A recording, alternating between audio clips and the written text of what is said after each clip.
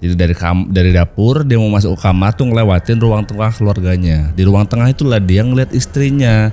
Si istrinya nih diem aja gitu ngeliatin tembok, tapi matanya kayak kosong gitu. Sampainya si Ijal ini ke kamar itu di lokasi anaknya itu, kaget dia karena di tembok itu ada semut tapi kayak ngelingkar gitu loh. Sebelumnya tuh nggak ada. Buru-buru lah si Ijal ini ngambil sapu. Jadi di bawah kasur dia tuh ada sapu lah, dipakai lah sama dia buat ngebersihin. Tapi waktu dia masuk ke kolong gitu ngambil sapu, dia makin kaget lagi karena di bawah tuh banyak kelabang. Barang yang dibawa sama Aji ini dibakar sama dia. Waktu yang bersamaan, waktu tuh barang dibakar sama Aji, istrinya loh si Yuni ini teriak-teriak, panas.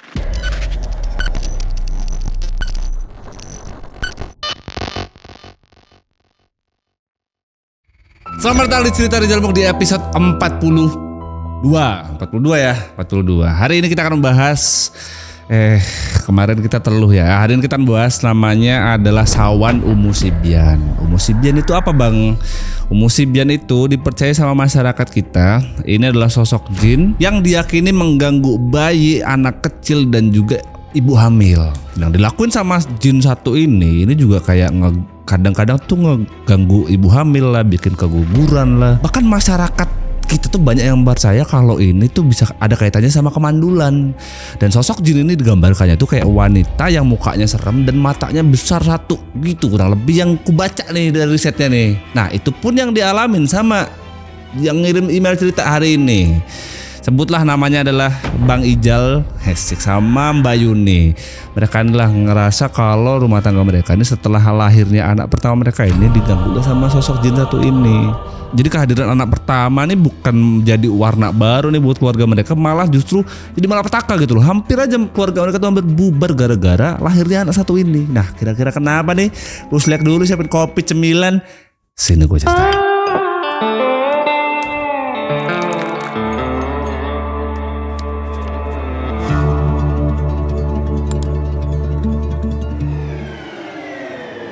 Cerita hari ini datang dari, namanya gue samain aja sama nama gue lah ya. Datangnya dari Abang Ijal dan juga istri beliau. Istri beliau namanya adalah Yuni. Nah Bang Ijal sama Yuni ini ceritanya di tahun 2022 mereka tuh mau melahirkan anak pertamanya. Mbak Yuni ini mau melahirkan anak pertama. Nah karena waktu itu di tahun 2022, kalau kalian masih ingat 2022 itu kan akhir dari pandemi. Jadi beberapa tempat memang sudah free lah, tapi memang beberapa tempat tuh masih lumayan ketat aturannya rumah sakitnya, termasuk yang waktu dialami sama Bang Ijal sama Yuni ini. Nah kebetulan waktu itu di bulan Februari ini Mbak Yuni ini sudah waktunya HPL-nya tiba gitu lah, hari kelahiran anak pertamanya ini tiba. Lokasinya waktu itu ada di pinggiran kota di Pulau Kalimantan. Nah cari sendiri aja lah. Nah kebetulan rumah sakit ini juga lagi tahap renovasi. Jadi memang ditempatinnya dia nih dapat kamarnya agak dalam gitu. Maksudnya rumah sakitnya gede kan, dia dapatnya tuh nggak yang di depan gitu, agak ke dalam lah. Nah sebelum mereka sampai di HPL-nya hari kelahiran anaknya ini, mereka berdua nih suami istri ini excited bener sama anak pertama mereka. Ya wajar kan anak pertama kan. Kayak beberapa kali tuh si Yuni tuh sering bilang sama si Ijal, aku ini udah gak sabar loh mas pengen punya anak nih, pengen gendong anakku segala macem. Bahkan kamarnya anaknya ini masih dalam kandungan gitu, udah disiapin lah, beliin baju lah, beli souvenir segala macem. Segitu excitednya Yuni ini sama calon anaknya ini. Bahkan minggu-minggu mendekati HPL ini dia sering kayak ngelusin perut gitu sambil ngomong sama anaknya ini, deh kamu cepet-cepet keluar ya, sehat-sehat nanti kita bisa main bareng sama bapakmu. Bapaknya kayak mana Bang Ijal sama aja sih, Bang Ijal juga sama aja, dia juga excited lah sama anak pertamanya. Ada 1-2 kali tuh mereka tuh sering lagi makan gitu, duduk bareng segala macam itu mereka memperdebatkan hal-hal yang sebetulnya nanti gitu, bukan sekarang. Kayak mereka tuh ngeributin nama nih, anak kita mau kasih nama siapa ya segala macam. Segitu excitednya pasangan ini sama calon bayinya. Tapi biar begitu, karena ini anak pertama gitu ya, Yuni tuh kadang-kadang dia kepikiran kayak takut gitu ya menanti anak barunya ini, tapi dia juga takut karena memang ini persalinan dia pertama kali. Beberapa kali dia selalu bilang sama suaminya kayak, mas aku nih takut loh mau lahiran segala macam. Ya tapi suaminya ini si Jalil lah nenangin, udah deh sabar aja, nanti mas temenin dari proses persalinannya sampai selesai, nanti mas temenin, kamu tenang aja, insya Allah semuanya baik-baik aja. Singkat cerita, hari yang ditunggu-tunggu sama mereka inilah muncul. Jadi udah ada flag bukaan gitu, akhirnya ini sudah waktunya nih untuk dibawa ke rumah sakit untuk persalinan.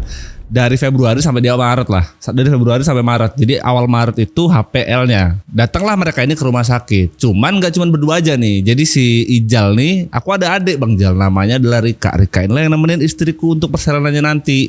Jaga-jaga lah kalau aku nanti capek atau apa. Bahkan Rika ini emang bener-bener dari hari pertama, karena 2 hari lah kurang lebih mereka tuh nginep di rumah sakit. Rika ini juga datang dari hari pertama, nemenin lah pokoknya abangnya sampai persalinannya selesai. Proses persalinannya si Uni ini lumayan panjang, kurang lebih itu 12 jam. Jadi dari jam 1 siang tuh sampai ketemu jam 1 lagi malam, 12 jam lah dari bukaan pertama sampai bener-bener lahir. Dan sepanjang 12 jam itulah si Ijal lah yang nemenin si Uni naik turun tangga lah segala macem, biar bukanya cepet nambah gitu. Sampai jam setengah 1 kurang lebih lahirlah anak pertama mereka ini. Setelah lahir si Ijal lah pamitan sama istrinya, "Dek, aku istirahat dulu ya. Abang capek bener." Dia makanya keluar dulu di kursi tunggu di depan kamar itu, tidur lah di kursi itu. Nah sebelum si Ijal ini tiduran di depan kamar itu, dia lah nitip pesan sama adiknya, "Dek, masmu mau istirahat dulu, kau jagalah mbakmu sana di dalam." Nah, si Rika itulah yang ditugasin sama si Ijal ini untuk jaga istrinya si Yuni tadi. Nah waktu si Ijal ini ketiduran, si Rika nih adiknya dia bilang sama si Ijal, "Mas, tadi ada perawat lo kesini, tapi perasaanku kok aneh ya." Dijawablah sama si Ijal, "Loh iya, kok kamu gak bangunin Mas, Dek? Emang perawatnya ngomong apa?" "Gak ada sih Mas, perawatnya tadi cuma datang ngelus perutnya Mbak Yu ini sama ngeliatin bayi habis itu keluar. Tapi perasaanku lo aneh." "Kamu nih ngomong apa sih, Dek?" "Ya wajar lah kalau namanya perawat tuh pegang perutnya Mbak Yumu sama ngeliat ponakanmu. Perasaanmu aja nih yang aneh." Singkat cerita 2 hari setelah persalinan itu si Yuni sama suaminya ini si Ijal ini udah boleh pulang dari rumah sakit. Dari rumah sakit si Yuni ini dikasih 1 bedongan bayi gitu sama susternya. Nah karena kondisinya si Yuni ini dia masih belum stabil lah dia untuk ngangkat beban gitu ya, bawa anak gitu ya. Makanya si Rika tuh lah adiknya si Ijal ini yang ditugasin sama abangnya ini, "Dek, kamu bawa ponakanmu ya, mbakmu belum pulih betul buat ngangkat." Adik iya nama si Rika lah ngambil gendongan itu. Ngambil gendongan sama ngambil anaknya ini ya. Dia ambil lah sama dia. Nah di ruangan itulah dia ketemu sama suster yang kemarin. Yang menurut dia ngerasa aneh. Dia kayak ngebatin, "Oh, ini nih yang ku bilang sama masku kemarin." Nah setelah keluar dari ruangan itu, bawa bayi gitu, bilanglah dia sama masnya, "Mas, itu loh tadi suster yang kemarin ku maksud." Ditengoklah sama si Ijal ini ke ruangan itu. "Oh iya, yang mana?" Dia nengok ke ruangan itu tapi gak ada. Pikirnya si Ijal ya mungkin udah keluar gitu ya. Tapi emang bener-bener dia dari pertama kali si Rika tuh ngomong sampai yang terakhir barusan tuh dia bener-bener gak pernah lihat suster yang dimaksud sama adanya ini yang mana.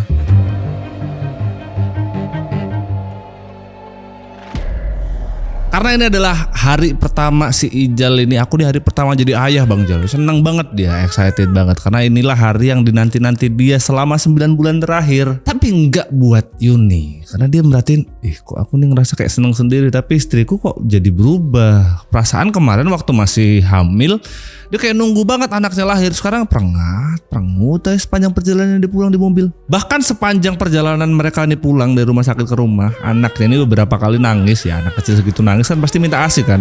Si Yuni ini bahkan boro-boro ngasih ASI atau apa gitu. Dia malah marah-marah, "Mas, bisa anaknya suruh diem dulu gak?" Ijal tuh kaget ya. Kayak bukan istriku loh. Tapi dia ngebatin aja dalam hati. Sampailah mereka semuanya di rumah. Sampai di rumah mobil berhenti, anak itu masih nangis lagi. Bahkan nangisnya lebih kenceng. Ijal ini kan masih nyubi, bapak nyubi. Dia mikir apa mungkin karena kecapean gitu, atau mungkin minta ASI. Makanya lah dia bilang sama istrinya, "Dia apa enggak anakmu nih kasih susu dulu." Tapi si Yudi ini enggak ngerespon apapun. Dia langsung turun dari mobil langsung masuk ke rumah. Dibiarin aja tuh si Rika, anaknya sama suaminya. Ngelihat Mbak Yunya begitu, Rika lah nanya, "Mas, Pak Yuni ini kenapa ya? Anaknya nangis loh malah ditinggal." Si Ijal tuh sambil ngeliatin istrinya jalan masuk ke rumah gitu sambil ngejawab, "Aku juga bingung sama Mbak Yumu. Kaget apa ya dia punya anak." Akhirnya si Ijal nih minta tolong barang-barang yang di mobil itu minta tolong lah diangkatin sama si Rika. Anaknya ini digendong lah sama bapaknya si Ijal ini.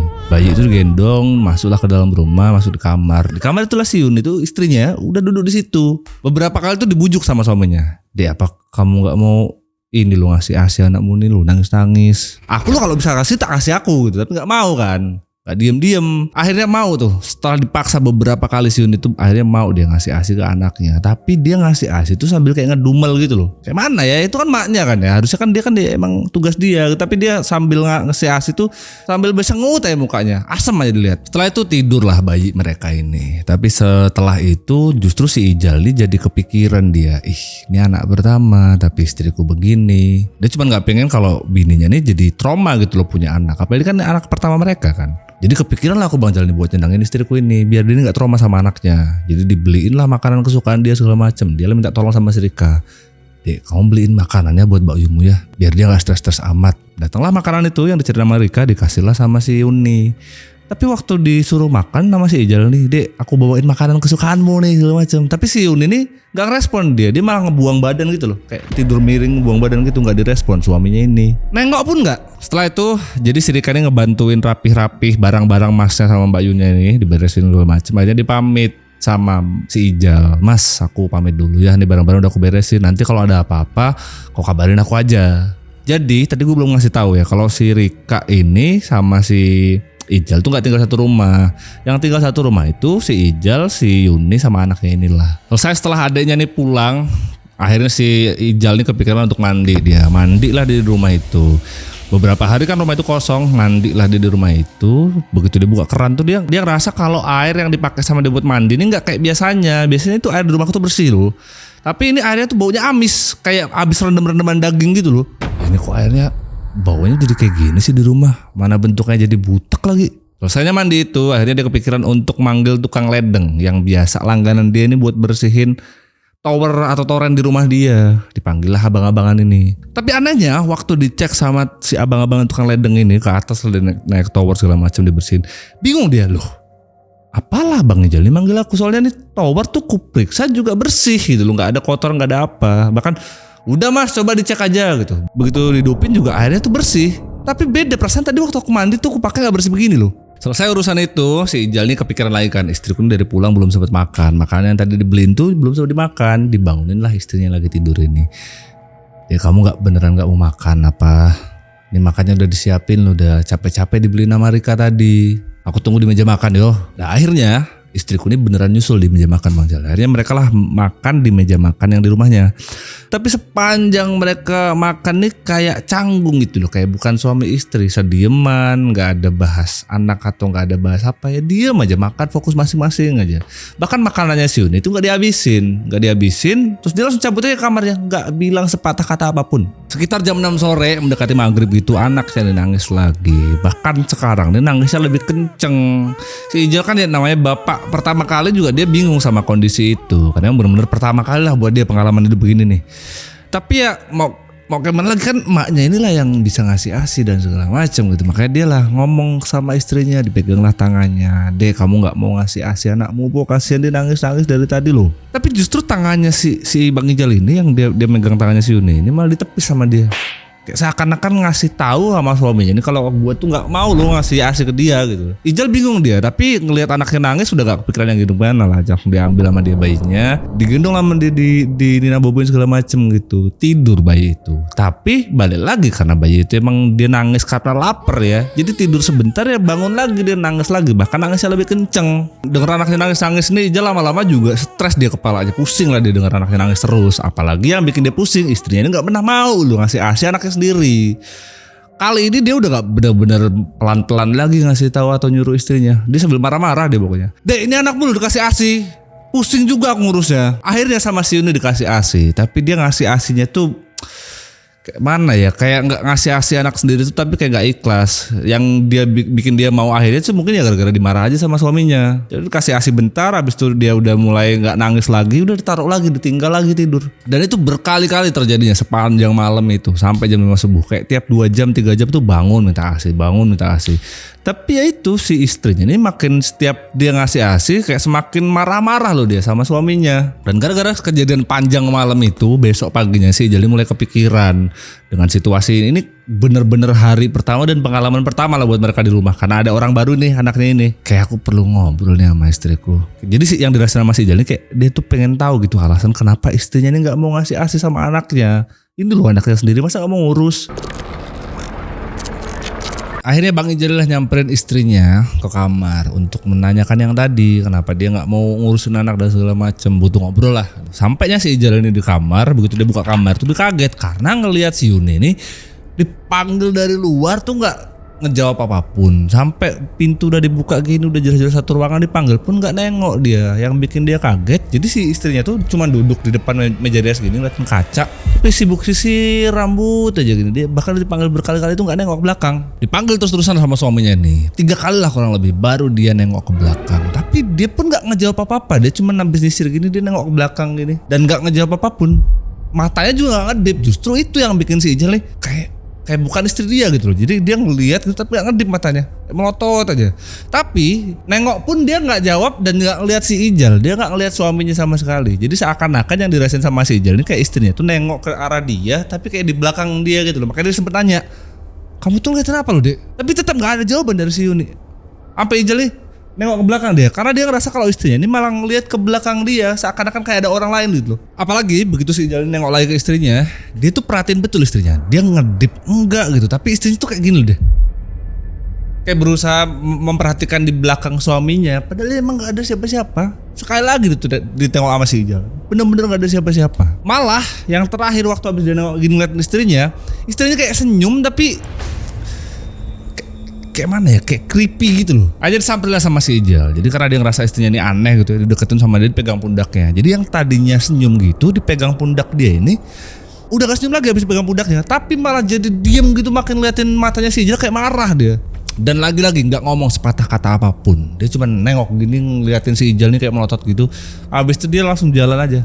Abis duduk itu dia berdiri terus keluar dari kamar. Nggak ngomong apapun. Sejak saat itu si Ijal lah mulai ngerasa kalau ada sesuatu yang nggak beres sama istrinya. Sekitar jam 6 sore sama kayak kemarin. Jadi kayak hampir tiap hari dari pulangnya dari rumah sakit, anaknya si Ijal ini kalau udah masuk waktu maghrib itu udah pasti nangis. Nah karena kejadian itu tuh berulang hampir tiap sore tiap maghrib tuh anaknya nangis tapi nggak dipegang nih sama maknya. Si Ijal ini kayak lama-lama jadi stres gitu dia.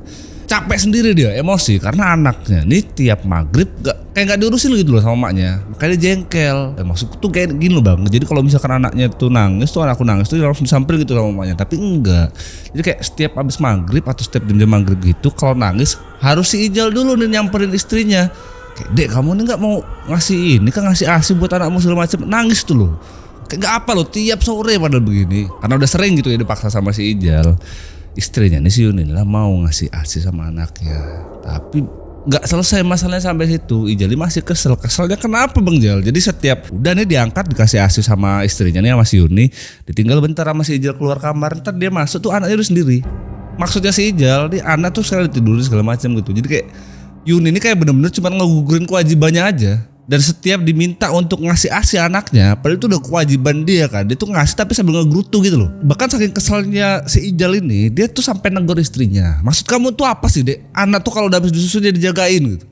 Udah maghrib, udah waktunya malam, masa anaknya tinggal sendiri. Tapi setiap si Ijal ngomong begitu ke istrinya tuh gak ngerespon apa-apa. Dia malah kayak cuma ngelototin matanya si Ijal aja gitu. Itu yang bikin dia makin kesel. Gak ngomong sepatah kata apapun, langsung ninggalin kamar. Atau ninggalin apa, misalkan dia ngomong di ruang tamu, udah gitu aja terus langsung masuk kamar. Atau di kamar ditata begitu langsung tinggal. Gak ada ngomong apapun. Itu juga yang bikin si Ijal ini jadi kepikiran. Aku ini jadi kepikiran, masalah apa aku ini terlalu keras gitu sama istriku. Tapi kalau aku pikir-pikir aku ini gak salah lah. Orang anak kan emang harus diurusin kan. Jadi di satu sisi dia kasihan ngeliat anaknya, tapi juga dia ngerasa bersalah kalau dia harus sekeras itu sama si Yuni. Setelah kejadian maghrib itu si Ijal tuh kepikiran terus dia. Bahkan dia butuh waktu untuk sendiri. Dia ke ruang tengah gitu, di ruang tamu gitu, dia di ruang keluarga tengah gitu. Duduk dia merenungi semua perbuatan dia ke istri tadi. Apa aku ini salah? Tapi kalau aku pikir juga ya memang harusnya udah begitu gitu. Mikirin itu dia dari habis maghrib sampai jam 10. Waktu jam 10 masuklah dia ke dapur. Dia ke dapur tuh tujuannya mau ngambil minum. Sampainya di dapur kaget dia karena dia ngelihat istrinya tuh buka kulkas kayak bocil nyari es krim gitu di depan kulkas. Yang bikin si Ijal makin kaget lagi, istrinya dulu si Yuni, dia buka kulkas tuh ngambil es batu. Masalahnya es batu ya tuh dimakanin. Maksudnya si Ijal kayaknya sepanjang aku sama dia ini Bang Jal, sebelum sampai setelah nikah tuh nggak ada kebiasaan dia ini begini. Ditanya lah sama suaminya nih, kamu nih makanin es batu ngapa sih dek? Dan seakan-akan marah gitu ya. Si Yuni tuh cuman nengok ke belakang gitu kayak yang di kamar tadi. Dia cuma natap matanya si Ijal nih kayak seakan-akan marah gitu. Dia ditegur soal makan es tadi. Dia nggak ngomong apa-apa, dia cuma bilang panas. Suaminya ngedenger istrinya ngomong begitu, dia bingung di perasaan nih malam dingin deh, nggak ada panas-panasnya sama sekali. Tapi dirasa dalam hati aja dia ngomong begitu. Suaminya lah bilang sama si Yuni ini, udah deh istirahat, masuk ke kamar. Nanti kamu sakit lagi. Disuruhnya si Yuni ini masuk ke kamar sama si Ijal ini. Si Yuni dia malah kayak marah gitu loh, kayak nggak suka gitu, dia disuruh-suruh ke kamar. Gak enak lah pokoknya tatapan matanya si Yuni ini sama suaminya. Dan bahkan waktu suaminya ngomong gitu tuh gak dijawab apa-apa, ditinggal aja gitu, ditinggal blengos aja gitu. Nah setelah itu si Ijal nih habislah dia ngambil minum di dapur itu, baliklah dia ke kamar untuk nengok anaknya. Jadi dari dapur dia mau masuk ke kamar tuh ngelewatin ruang tengah keluarganya. Di ruang tengah itulah dia ngeliat istrinya. Si istrinya nih diem aja gitu ngeliatin tembok, tapi matanya kayak kosong gitu. Tapi si Ijal ini mau negur masih kepikiran yang tadi loh, kayaknya dia masih marah deh. Kalau kutuk juga nggak enak lah, udahlah biarin aja sendiri. Masuklah si Ijal ini ke kamar. Sampainya si Ijal ini ke kamar itu di lokasi anaknya itu, kaget dia karena di tembok itu ada semut tapi kayak ngelingkar gitu loh. Sebelumnya tuh nggak ada. Ijal masih ingat betul, sebelum dia ke dapur tuh dia ke kamar ngecek anaknya itu nggak ada semut-semut itu di tembok. Makanya dia kaget, astagfirullahaladzim, ini datangnya dari mana? Perasaan tadi nggak ada. Buru-buru lah si Ijal ini ngambil sapu. Jadi di bawah kasur dia itu ada sapu lah, dipakai lah sama dia buat ngebersihin. Tapi waktu dia masuk ke kolong gitu ngambil sapu, dia makin kaget lagi karena di bawah tuh banyak kelabang, bener-bener kelabang yang masih hidup. Refleks lah si Ijal ini, teriak-teriak, dia manggil istrinya, Yun sini dulu Yun gitu. Tapi nggak ada jawaban. Berkali-kali dia manggil istri itu nggak ada jawaban sama sekali. Karena nggak dapet jawaban sama sekali dari istrinya ini, anaknya tuh lah digendong sama dia karena kan bahaya kan, dia banyak binatang segala macem. Tapi dia antara dia kaget, takut, sama bingung kenapa tiba-tiba banget nih begini gitu. Diambil lah tuh anak sama dia, dibawa lah keluar kamar. Keluar kamar itu nyamperin si istrinya tadi. Kamu lu, aku panggil gak nyaut-nyaut, gak tahu anakmu ini dalam bahaya. Lo gak akan nyangka apa yang dijawab sama si Yuni. Yuni tuh bilang, urus-urus aja anakmu. Wah, tuh makin marah tuh si Ijal. Bahkan si Yuni tuh setelah ngomong begitu langsung cabut aja dia masuk ke kamar. Ditinggal lah tuh anak sama suami. Tadinya tuh mau disusulin sama si Ijal, karena menurut si Ijal nih istri nggak sopan gitu lah, anak ditinggal segala macem. Udah aku ngomong nih malah nggak didengar, malah dijawab pula. Mau disamperin sama dia, mau dimarah-marah lah sama si Ijal ini. Tapi dia ingat nih kalau dia lagi gendong anaknya, kayak nggak pas aja gitu loh mau marah-marah tapi gendong anak. Nah buat dia yang penting nih anak aman, selamat aja gitu. Udah biarin lah istrinya masuk, sambil itu dia duduk tuh di ruang tengah tuh sambil mikir, kok bisa ya ada semut, ada kelabang segala macem. Aku tadi lu masuk gak ada. Malam itu si Ijal tuh bener-bener capek dia karena semua kejadian runtutan beberapa hari ini loh, kayak nggak apa ya, dia ngerasa kayaknya dulu nyiapin anak nih bareng-bareng gitu. Kenapa setelah ada anak nih jadi aku repot sendiri gitu. Malam itu bahkan si Ijal tuh nidurin anaknya gak di kamar. Si bini ada masuk kamar kan, si Ijal tidur lah di sofa berdua sama anaknya. Malam itu bener-bener dia sambil tidur tuh sampai ngerasa kayak capek banget gitu ngadepin hari-hari kemarin. Paginya saking capeknya si Ijal ini, dia ngerasa kayaknya ngurusin sendiri gak sanggup gitu ya. Nelpon lah dia adeknya si Rika yang waktu nemenin persalinan kemarin. Nelpon lah dia adeknya ini, Dek bantuin masmu dulu nih jagain ponakanmu, mas ini capek banget. Tapi si Ijal tuh gak bilang kalau mau bersihin kamar soalnya binatang semalam. Soalnya tujuan dia tuh itulah. Datanglah si Rika, waktu udah dipegang sama si Rika inilah baru dia bilang kalau dia mau ngebersihin hewan-hewan yang ditemuin di kamarnya kemarin. Tapi pas masuknya si Ijal ini ke kamar, jadi dia udah siap-siap tuh mau bersihin binatang-binatang semalam di kamar tuh. Masuknya di kamar tuh dia kaget deh. Kagetnya kenapa Bang Jal? Jadi semua hewan kayak semut lah, kelabang yang di bawah itu gak ada sama sekali, bersih. Bahkan istrinya bisa sesantai itu tidur di kasur. Logikanya kalau ada binatang-binatang itu, si Yun ini kan penakut harusnya dia bakal teriak-teriak dulu atau ngadu lah sama gua gitu. Tapi enggak sama sekali. Tapi itulah yang bikin si Ijal tuh bingung. Perasaan semalam ada deh, di tembok tuh ada, di bawah tuh ada. Berkali-kali dilihat sama dia nggak ada.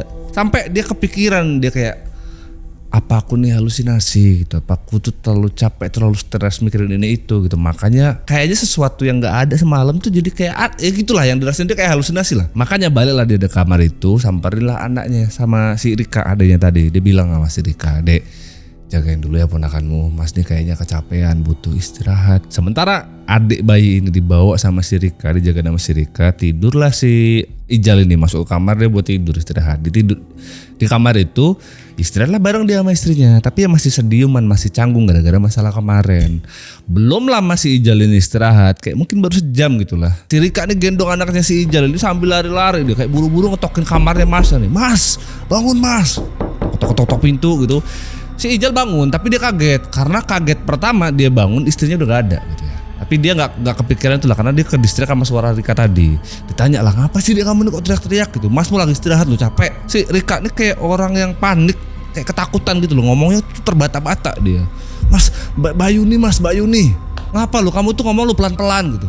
Mbak Yuni mas, coba lihat Mbak Yuni di belakang. Jadi denger si Rika kayak orang panik begitu, langsung refleks lah dia bangun dari tidur itu, langsung ke dapur, lari lah dia tuh. Kalau dapur tuh lari dia, panik dia, karena kalau ngelihat gelagatnya si Rika nih takutnya Yuni ini kenapa. Sampainya di dapur si Ijal ini kaget lah ngeliat si Yuni. Kenapa kaget Bang Ijal? Jadi si Yuni tuh lagi makan di meja makan itu, tapi yang dimakan itu loh yang bikin si Ijal kaget. Jadi si Yuni ini makan daging yang mentah yang diambil dari kulkas.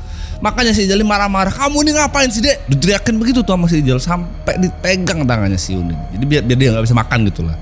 Nah karena dipegang inilah makanya si Yuni nengok suaminya dimarah-marah dia. Kamu ini kenapa sih mas? Ganggu orang, aku lagi butuh darah. Si Ijal tuh denger itu kayak nge-freeze gitu loh. Apalah maksud dia ini? Abis itu si Ijal marah-marah dia. Udah gila kamu. Daging mentah kayak gitu kok dimakan sih? Jadi kelihatan gitu si Ijal yang ngeliatin si Yuni di bawah gini, si Yuni ngeliatin si Ijal tuh. Abis itu si Yuni ini bukannya dia terus reda gitu ya, dia malah berdiri ngedorong lah si Ijal sampai jatuh suaminya. Kejadian inilah yang bikin si Ijal ini meledak-ledak dia, kayak semua yang udah terjadi ini puncaknya dia, marah dia, rasanya kesel pengen marahin si istrinya ini. Karena menurut dia udah kelewatan, ini udah berdiri gitu si Ijal ini mau nyamperin si Yuni lah, mau dipukul lah nih istrinya sama dia nih. Dia udah marah gitu berdiri gitu, dia mau marahin, ditahan lah sama si Rika. Dia kayak dipegang pundaknya gitu, mas sabar, ingat anak. Disinilah si Ijal ini mulai ngerasa kalau yang dilihat dan dihadapi nama dia ini udah bukan istrinya lagi gitu. Habis itu bahkan si Yuni tuh gak ngomong apa-apa deh, langsung aja cabut ninggalin dapur itu, masuklah ke kamar, dikunci pintunya dari dalam sama si Yuni. Ijal cuma duduk kayak di meja itu sambil ngerenung dia. Yang dia pikirin tiap hari itu loh, kepikiran lagi dia, ada apa ya rumah tanggaku nih, istriku nih kenapa, yang ku hadapin kayak bukan istriku sendiri. Di meja makan itulah ditenangin sama adenya. Tapi mungkin memang si Ijal ini lagi butuh waktu untuk sendiri gitu, makanya dia bilang jagain dulu ya dek ponakanmu, mas kayaknya butuh waktu buat sendiri. Dari dapur itu pindahlah si Ijal ini ke ruang tamu, jalan itu dia sambil mikirin yang tadi itu loh, kenapa ya keluargaku ini segala macem gitu. Bahkan sepanjang dia jalan dari dapur itu ke ruang tamu, di rumah kan banyak kayak memori-memori rumah mereka, rumah tangga mereka, kayak foto dia lah, foto istrinya lah segala macem. Waktu sambil jalan ke ruang tamu itulah duduk dia sambil ngelihat di tembok tuh. Nah tempat duduk ini sama persis kayak yang kemarin, yang waktu si istrinya tuh bengong aja di situ. Yang habis makan es batu itu loh. Yang aneh, jadi waktu dia duduk ngeliatin foto keluarganya itu sambil ngerenung mikirin keluargaku ini kenapa gitu ya. Dia perhatiin fotonya, tapi ada yang aneh dengan foto itu. Apa yang aneh Bang Jal? Jadi foto keluarga itu ada dia sama Rika lah, foto pernikahan mereka berdua. Di foto itu mukanya si Rika nih loh, bingkai di foto pernikahan mereka ini, kacanya itu retak gitu. Padahal sebelumnya enggak perasaan. Sama muka di foto itu yang mukanya istrinya ini, si fotonya si Yuni ini mukanya tuh jadi kayak ini loh, kayak foto yang rusak gitu. Dan setelah ngeliat foto itu kaget lah si Ijal ini. Manggil dia adeknya tadi. Kal, sini Kal. Si Rika tuh datang lah nyamperin abangnya ini. Rika juga sama-sama kaget gitu. Maksudnya si Rika nih, foto tuh kan nempel di tembok gitu ya, kok bisa dipecah gitu. Kalau nggak kena barang atau dilempar gitu harusnya enggak gitu. Foto tuh pecah, terus Rika juga bingung kenapa foto yang bagian muka istrinya nih, Mbak Yunya tadi tuh si Yuni, bagian mukanya tuh rusak, kayak kebakar gitu loh fotonya. Nah disinilah nggak cuman si Rika, si Ijal juga mulai ngerasa ada sesuatu yang nggak beres sama rumahnya. Aku jadi kepikiran loh dek. Ini ada kaitannya gak ya sama mbakmu? Iya aku juga kepikiran lah mas, tapi dari kemana aku mau ngomong sama mas tuh gak enak. Tapi aku juga tahu kalau yang begini-begini tuh, kalau orang-orang dulu tuh pakainya ini loh mas. Dia si Rika ini langsung tahu sama si Ijal nih. Jadi si Rika ini ngomong sama si Ijal, kalau dulu mas ini harusnya pakai gunting kecil, temiti sama bangle, ditaruhlah di bawah kasur. Nah kalau di rumah mas ini kan kayaknya yang perlu kita lindungin pertama kan adik gitu kan. Makanya kepikiran untuk naruh itu di bawah tempat tidurnya si bayi ini. Dengar semua saran yang adiknya nih si Rika nih, gak pikir panjang lah, apalagi berkaitan sama anak istri gitu deh. Semua yang dianjurin sama si Rika tuh siapin sama si Ijal, dicari lah sama dia, ditaruhlah di tempat yang memang sudah dikasih tahu sama si Ika tadi. Tapi anehnya setelah semua barang-barang yang Ika bilang tadi itu, Rika ya maksud gue, Rika cewek kan biasanya Rika Ika gitu ya, yang setelah barang-barang yang dari Ika atau disaranin buat abangnya tadi udah dikumpulin, ditaruh di tempat yang memang dia maksud sama si Ika. Tapi nggak ada perubahan, yang dirasain sama si Ijal tuh sama aja. Anaknya justru malah jadi rewel banget sekarang. Jadi makin sering intensitas nangisnya. Jadi dia ngerasa kalau apa yang dibilang sama si Rika, barang-barang itu tuh kayak nggak ada fungsinya. Jadi tetap tuh dijagain lah si anak itu sama si Ijal. Jadi setiap nangis, diemong lah segala macem gitu. Ada satu waktu siang-siang gitu, habis dimong gitulah, si Ijal bahkan sebelum-sebelumnya nggak pernah ngelihat anaknya begini. Jadi si anaknya tuh udah nggak nangis lagi tuh, dia ketawa-ketawa kayak ceria banget, beda sama hari-hari sebelumnya. Karena ngeliat kondisi anaknya begitu, dia sedikit lega lah dari semua kejadian kemarin.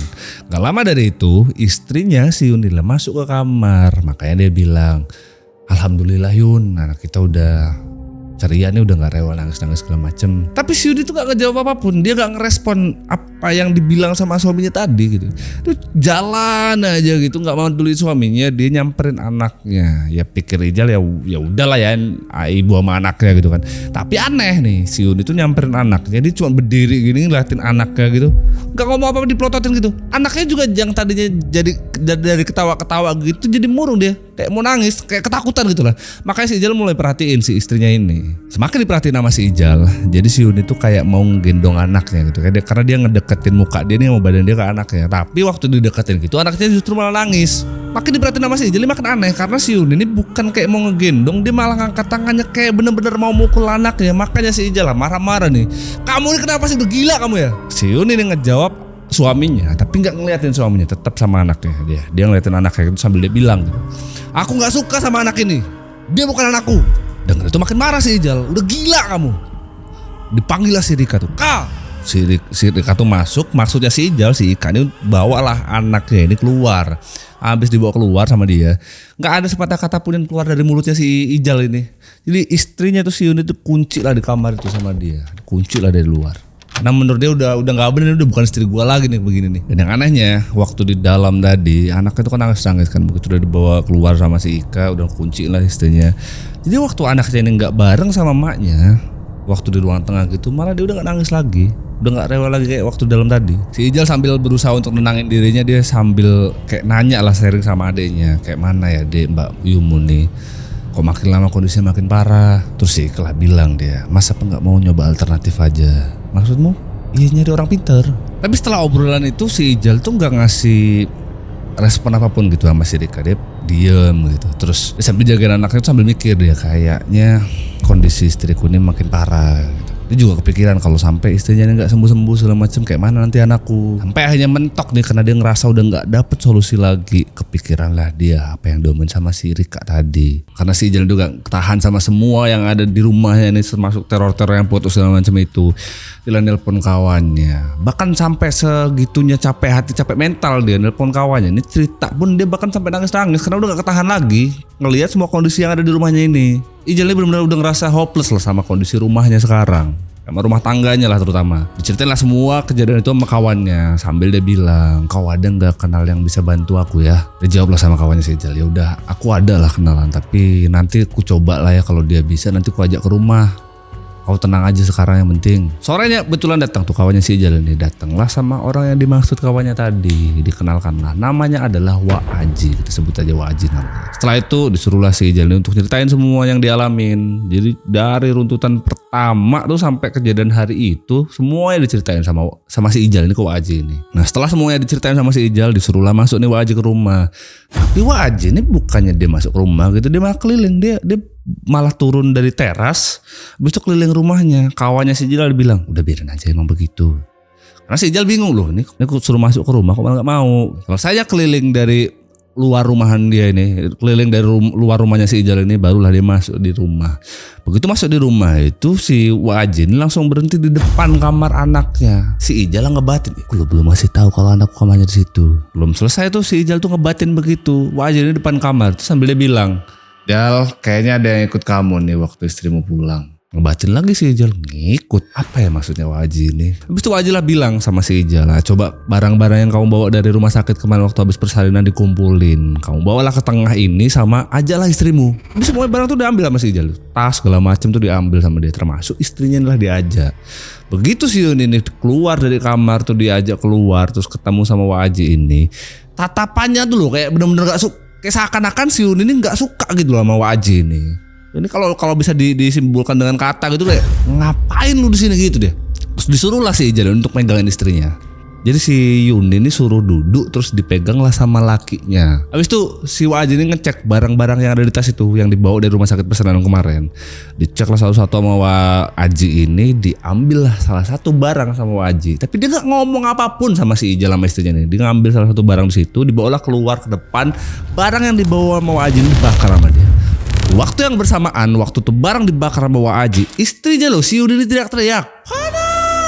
Semua yang ada di rumah itu, kayak si Rika lah, si Ijal, kaget karena tiba-tiba aja gitu loh si Yuni ini teriak. Bahkan yang bikin mereka makin kaget, suara teriakannya Yuni ini kayak bukan suaranya si Yuni. Ijal lah terutama yang paling kaget karena istrinya lah, dia tahu betul kan istrinya kayak mana. Abis itu Wa Aji ini setelah ngebakar benda tadi itu loh, masuklah dia ke rumah lagi. Barulah sekarang PR dia ini ngeruqyah si Yuni ini. Jadi posisinya Yuni itu duduk gitu di sofa tengah gitu, dipegang lah kanan kiri ini sama si Rika sama suaminya sama si Ijal itu.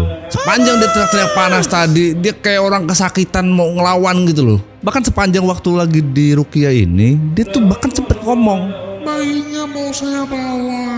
Di waktu yang bersamaan, waktu si Yuni ini ngomong begitu, bayinya si Ijal yang di kamar juga nangis, kenceng banget nangisnya. Ngedenger istrinya ngomong begitu, apalagi anaknya juga di kamar tuh nangis-nangis. Si Ijal nih kayak capek batin lah dia ngeliat kondisi itu. Dia bahkan sambil megangin istrinya itu sambil nangis gitu. Dia ngerasa kasihan sama anak sama istrinya. Ada satu kejadian yang bikin si Ijal ini makin shock. Jadi waktu dipegangin gitu kan, di ruqyah sambil dipegangin gitu, kayak mau berontak gini.